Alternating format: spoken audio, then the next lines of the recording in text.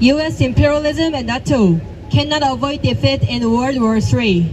Disband NATO! Disband NATO! Disband NATO! Disband NATO! Free, free Palestine! Free, free Palestine! Free, free Palestine! Free, free Palestine! Stop rampage exercise! Stop, stop, stop!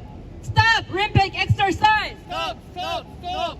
Disband NATO! Disband NATO! Disband NATO! Disband NATO! Free, free Palestine! Free, free Palestine! Free, free Palestine! Free, free Palestine! The move to form an Asian version of NATO is perilous,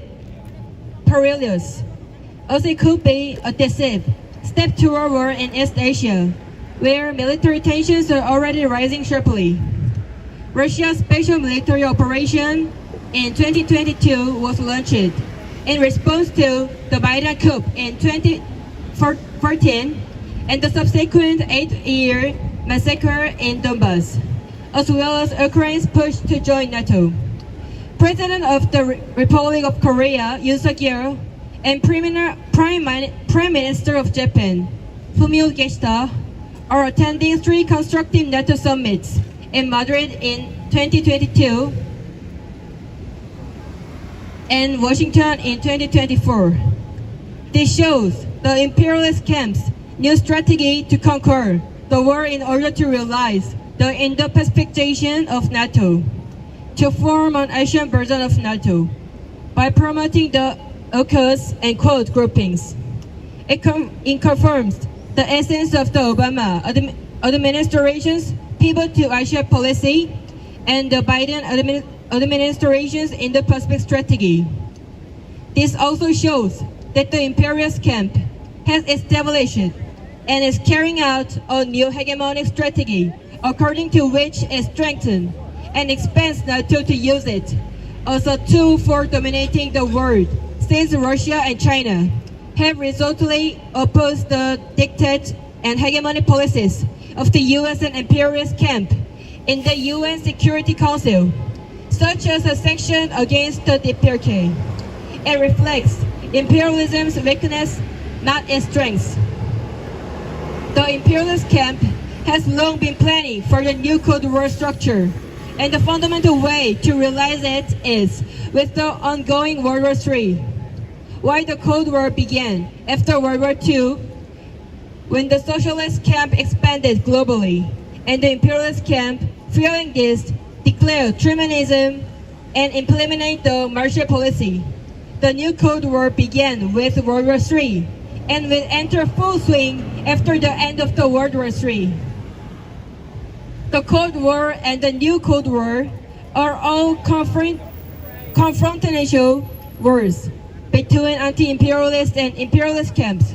However, the difference is that the leading and auxiliary forces in the former are the socialist and national liberation forces, respectively, while in the later, the socialist DPRK in China, the former socialist Russia, are leading forces and other world anti-imperialist forces, including the axis of resistance, like Iran, are auxiliary forces.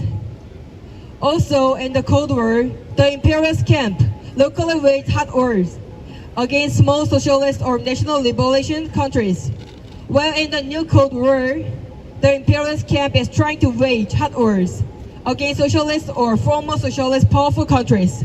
However, for fear of mutually assured destruction, it strictly used proxy warfare. The most important feature of the new Cold War is that the DPRK, the most steadfast socialist country, has joined the ranks of the nuclear and missile superpowers, occupying a key position and playing an important role in the anti-imperialist camp. It is also important that China and Russia, which have traditionally had bad relations, are united in the anti-imperialist camp. It is also noteworthy that the axis of resistance including Iran, has joined the anti-imperialist camp with 2 billion Muslims. With these features in the forces, plus the noble cause of anti-fascism, liberations and reunifications, the anti-imperialist camp is overwhelming the imperialist camp. The imperialist camps were provocative strategies, threatening with expeditionary proxy, and mixed war are also out of their element owing to the anti-imperialist camp strategy and tactics of not getting involved in the war as much as possible to build up its pretext for war, but to confront efficiently, directly, and all at once the war breaks out. It is no coincidence that NATO and other imperialist forces are being pushed back in Ukraine and that Zionism is being concerned in West Asia.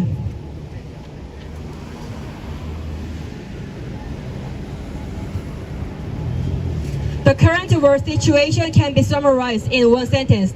The flames of World War III, instigated by imperialism, are spreading from Eastern Europe to West Asia and traveling toward Eastern Asia.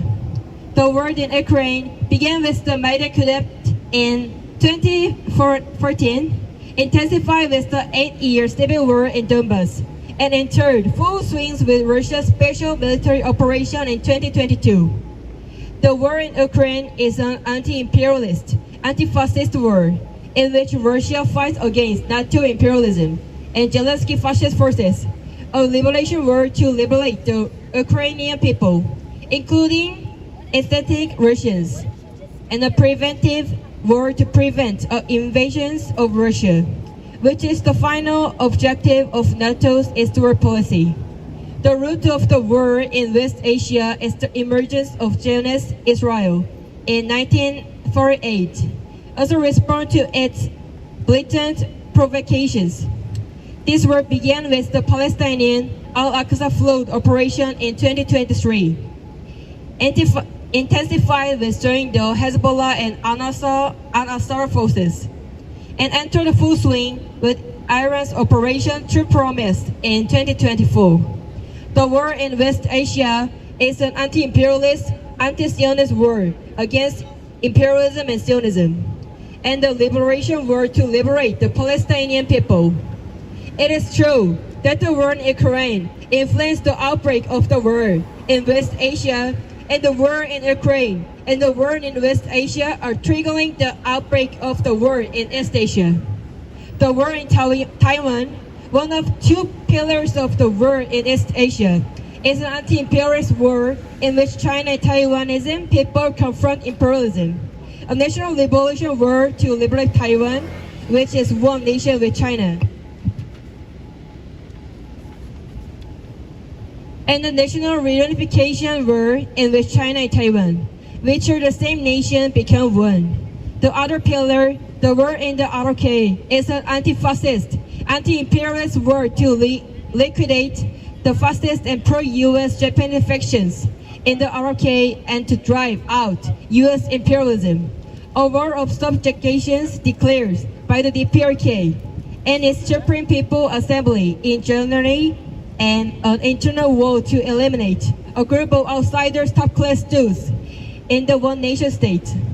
However, as the war intended and provoked by the imperialist camp in East Asia is being delayed by the strategic patience of the DPRK and China, the imperialist camp, impatient with the approach of the November US presidential elections, is moving toward promoting and expanding the already ongoing wars in Ukraine and West Asia.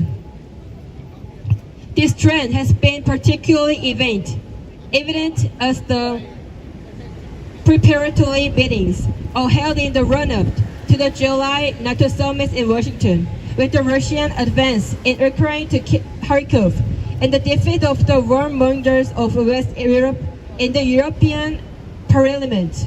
As NATO has threatened Russia with the mobilization of its nuclear aircraft carrier groups and tactical nuclear exercise in the Arctic, Baltic, and Mediterranean, Russia has responded with military exercise to strengthen united with its allies. Since the USA and NATO seek to encircle Russia and China by expanding their reach beyond the Atlantic to the Pacific, Russia has responded with a new alliance strategies encompassing Eurasia alongside China. This is why, after his victory in the March elections, Putin first visited China, Venezuela, Uzbekistan, and then the DPRK in Vietnam. Among them, he visited to DPRK to sign the Treaty of Comprehensive Strategic Partnership between the DPRK and Russia on June 19 was so important that it became a global issue for a while. This treaty, signed on June 19, established the strongest alliance ever between the DPRK and Russia, including the former Soviet Union. Even the US treaty with the ROK and Japan are not stronger than this treaty, nor are those between NATO members. Article 4 of this DPRK-Russia treaty on June 19, which stipulates in case any one of the two sides is put in a state of war by an armed invasion from all individual states or several states, the other side shall provide military and other assistance with all men its possessions without delay. It's almost identical to Article 1 of the Treaty of Friendship, Cooperation and Mutual Assistance between the DPRK and Soviet Union, signed on July 6, 1961. But the former additionally includes the Article 3 in case a direct threat of armed invasion is created. The two sides shall immediately operate the channel of bilateral negotiations. When we see the U.S. threats with its allies, the ROK and Japan, the Mutual Defense Treaty between the Republic of Korea and the United States of October 1, 1953, only states that the event of an armed attack, the parties will consult together in Article 2. Article 4 of the same treaty states the Republic of Korea grants and the United States of America accepts the right to depose United States land, air and sea forces in and about the territory of the Republic of Korea. The Treaty of the Mutual Cooperation and Security between the United States and Japan on June 23, 1960, only stipulates in Article 4 that the parties will consult together, and in Article 5, in the event of an armed attack, act to meet the common danger. Both are feeble in alliance compared to the DPRK of Russia, Treaty of the June 19. Article 4 of the treaty between the ROK and the USA of October 1, 1953 is a shameful clause between imperialist and colony that leaves all decisions to the USA.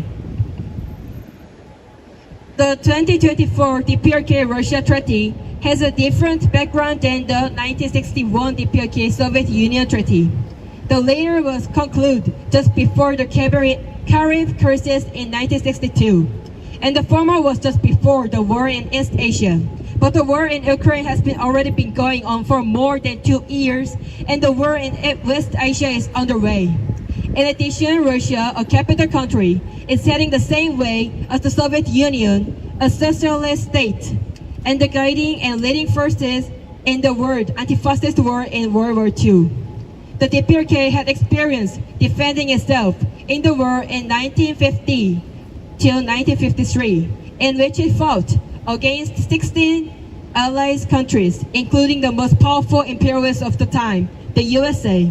However, unlike then, the DPRK is now a nuclear and missile superpower with nuclear warheads and delivery systems. In other words, the treaty in Russia and the DPRK as nuclear missile superpowers signed during and facing the war, respectively, is the strongest in history and stronger than any of the imperialist alliance strategies. The DPRK is preparing for an immediate war in the ROK by reaffirming the 1961 treaty with China. When China's President Xi Jinping visited the DPRK in 2019, and by further strengthening the 1961 treaty with the Soviet Union via the treaty with Russia of the June 19, 2024.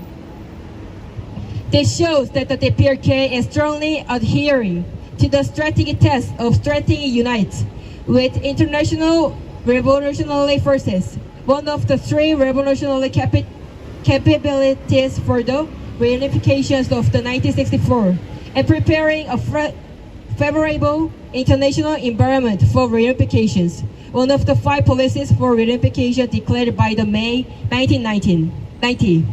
Invasion and plunder, a core characteristic of imperialism, is the main culprit and root of all wars that have been fought over the centuries and beyond. We must not be fooled by all the cunning maneuver that imperialism wastes to deflect political and economic crises, and to shift the blame for its war onto the anti-imperialist camp, all for its own insatiable greed. Both Trump and Biden are merely political agents of the U.S. state monopoly capital. The head of contemporary imperialism will recognize that the both of their ways represent imperialist policies, just different methods of ruling. However, we note that Trump has said, for any reason, that if he comes to power, he will withdraw from the war in Ukraine, hold talks with the DPRK chairman Kim Jong-un, and even consider removing U.S. troops from Korea. We also note that Biden seemingly minded their risking policy compared to Trump's decoupling of the US and China. With the limits to the economic sector, is actually a decisive measure for the separation of Taiwan, which could bring about a war between China and Taiwan, leading to a war in the ROK. Therefore, we must keep a close eye on the imperialist camp's belligerent rhetoric and war provocations, which are becoming more frequent and intense in the context of the November US presidential elections, where Trump is likely to be elected, and the emergence of the Democrats' nominee replacement claim after the recent television debate between Trump and Biden. In order to start World War III in earnest, the war in East Asia is necessary, and it is inevitable that it will occur in the same way, whether directly caused by waging war in the RK, and the war in Taiwan in East Asia, or indirectly promoted through expansion of the war in East Europe and escalation of the war in West Asia. We certainly do not want war, and we will make every effort to prevent it. But if war breaks out inevitably, we cannot miss the strategic importance of the channeling the momentum of this war into revolutions. In this sense, facing World War III, we should refer to both of experience of the World War II, which was an anti-fascist war, in terms of the world anti-imperialist war, and the experience of the World War I, which turned the world into a decisive stage of revolution. Imperialism won the Cold War, but it will lose the new Cold War due to its inherent vulnerability.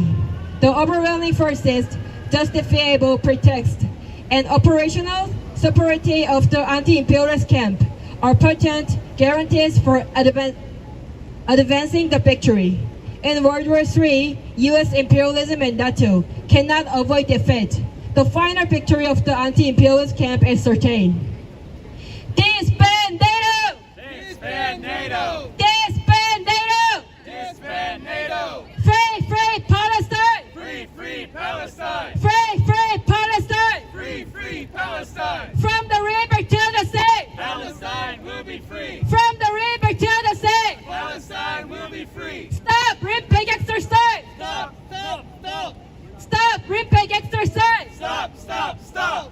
Disband NATO! Disband NATO! Disband NATO! Disband NATO! Free, free Palestine! Free, free Palestine! Free, free Palestine! Free, free Palestine! From the river to the sea! Palestine will be free! From the river to the sea! Palestine will be free! Stop rampage exercise! Stop, stop, stop!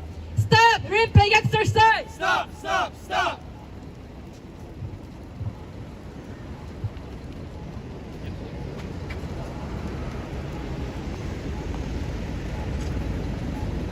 So we stand here in D.C.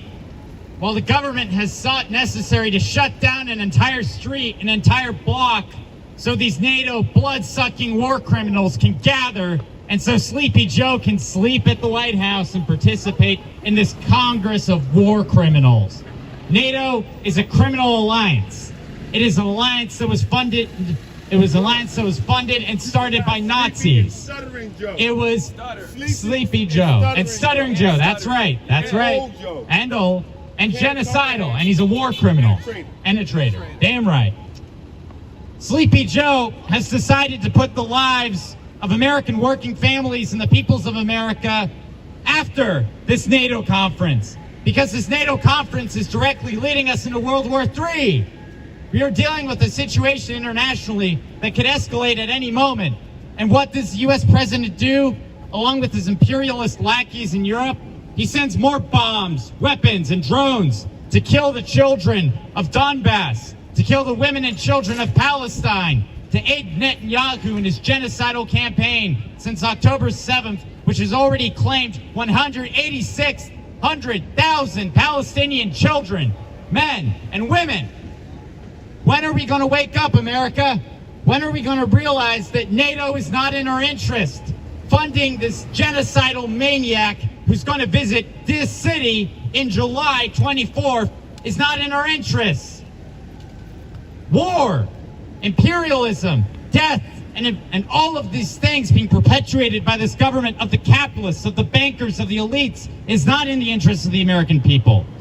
What we need in America are jobs for all working families, health care for the American people, peace with our partners and our allies abroad, peace with all nations of the world, no new Cold War. We need jobs, infrastructure, and health care for our people. We need an end to police brutality and the ongoing war against the peoples of America, black, brown, and white alike. We need to build an America that actually respects the rights of nations and their self-determination, both outside borders and within U.S. borders. We need to build an America that puts people before profits, that puts jobs before profits, that puts jobs before the monopolists, before the bankers and the elites in NATO, in this city. And these smug European politicians and these smug European NATO officials come crawling into our city like locusts to the plague. We say no. We say kick the European NATO people out of D.C., kick the NATO officials out of D.C., free America from NATO, stop the genocide in Palestine, and stop the war crimes. And to NATO! No to NATO! No to NATO! No to NATO! No to No to NATO! NATO! No to NATO! What's the reason for them to closing up this section? What? What's the reason for them to closing up this section? Or no one ever says anything about racism. What's their reason? It's for the NATO summit. They closed off the street. They closed off the street for the NATO summit. We're protesting it. Next. What's the NATO summit? NATO, it's where all your taxpayer dollars go. It goes to wars abroad. That doesn't win? What? Yeah, all retail, also stores sell the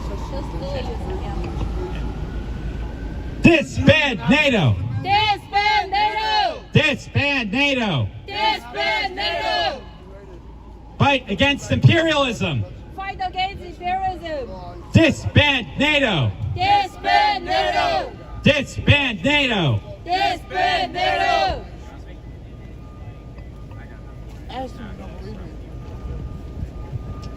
These Europeans and all these American officials that are part of this fascist alliance called NATO, an alliance started by Nazis, look up its origins. Adolf Heutzinger, one of the head commanders of NATO, was a Nazi. He served the Third Reich. Helmut Schmidt and all these Germans were Nazis. They served Adolf Hitler before turning over to Washington and becoming the puppets of the American imperialists. The NATO fascist alliance is a crime upon not only the peoples of the world, but upon the American taxpayer dollars itself. The American people were not given a choice to join NATO. We were not consulted about joining NATO. It was passed. It was unilateral. The U.S. Congress and the imperialists and the capitalists within the Congress decided unilaterally to tie us to this imperialist vestige, this rotting corpse in Europe. It's time that we as Americans say no to NATO. We say no to these international agreements which don't benefit the American people. We say no to imperialism. We must say no to fascism. And fascism has its origins in NATO. NATO is a fascist alliance. It was started by fascists and it's run by fascists to this day. Don't get it twisted, folks. Look up the generals who served under NATO. Adolf Heutzinger. He was in charge of the German Wehrmacht on the Eastern Front, who were fighting our allies, Russia, during World War II, and was responsible for the deaths of tens of millions of Slavic peoples from Poland, Russia, Ukraine, Belarus, the Baltic states. NATO is an alliance of criminals. Just look up Reinhard Gehlen, the ex-intelligence chief of the Eastern Front, who participated directly in the Holocaust, who participated directly in fighting against the Allies. He became the intelligence chief of West Germany. West Germany was the key point of the NATO alliance within Europe. NATO's always been a fascist alliance. NATO and its corporations, and the corporations which continued in Germany after the defeat of Nazism by the Red Army and the Russian people, the U.S. protected those corporations. They prevented them from being abolished. Siemens, Krupp, Volkswagen, all these companies which participated in the German war effort during World War II and directly in the Holocaust exist to this day. And today they're producing weapons for NATO. Today they're backing up the NATO imperialist war machine, which is waging war against the peoples of Europe, the peoples of Donbass, the peoples of Kherson, the peoples of Eastern Ukraine, who have been fighting against the Kiev regime, which has waged a war on them since 2014. This war didn't start in 2022. It started with the Maidan coup in 2014, which overthrew the democratically elected government of Ukraine and brought a neo-Nazi junta to power in Ukraine. That's who Joe Biden's funding. Instead of funding American people and our services and what we need and our healthcare system, the NATO alliance is funding Nazis in Ukraine. Your taxpayer dollars are going to fascists around the world. They're going to fascists in the Republic of Korea, who were installed by the American imperialists and their agent Sigmund Rhee, who butchered 3 and 4 million Korean people in order to keep the nation of Korea divided and under the U.S. bloc empire. The U.S. imperialists have waged war since the Second World War on the peoples of Korea, the peoples of Greece, the peoples of Vietnam, the peoples of Afghanistan. Name a country. Name a country. And the U.S. has interfered in it by coups, blockade, sabotage, sanctions, covert actions. The U.S. imperialist system has to go.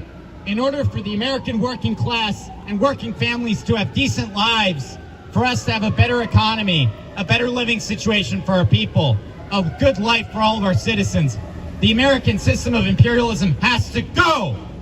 Down with NATO! Down with NATO! Down with NATO! Down with NATO! Down with NATO! Down with NATO!